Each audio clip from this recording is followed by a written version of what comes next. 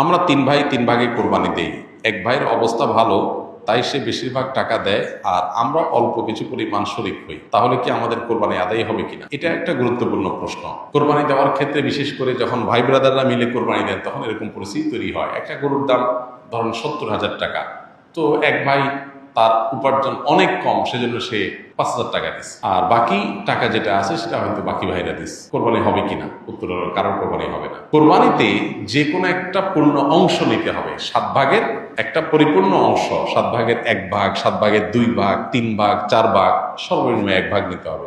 ভগ্নাংশ নেওয়া যাবে না, অর্থাৎ 1 ভাগেরও অর্ধেক নেওয়া যাবে না। 2 ভাগ মিলে 1 ভাগ নিচে হবে না, তখন সেটা গোস্ত খাওয়া হবে।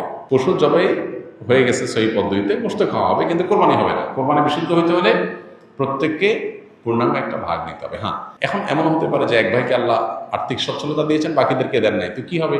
তখন সচ্ছল যিনি, তিনি তার পক্ষ থেকে কোরবানি দিয়ে বাকি সবার পক্ষ থেকে দিবেন, যে ঠিক আছে তোমার পক্ষ থেকে একটা শেয়ার, তুমি টাকা দিলা না, আমি তোমারটা দিয়ে দিলাম, এটা হতে পারে। অথবা আরেকটা হতে পারে যে ঠিক আছে তুমি অল্প টাকা কামাই করছো, মাত্র 5,000 টাকা আছে, তুমি টাকা না দিলে তোমার কাছে ভালো লাগতেছে না, তুমি টাকা দিলে তোমার কাছে খুশি হবে, তো সেক্ষেত্রে 5,000 টাকা তুমি আমাকে দিয়ে দাও। এটা কোরবানির শেয়ার না, আমি কোরবানিতে এটা লাগাবো, সেটা ভিন্ন বিষয়, বাট তুমি শেয়ার হিসাবে দিলা না, এটা হতে পারে।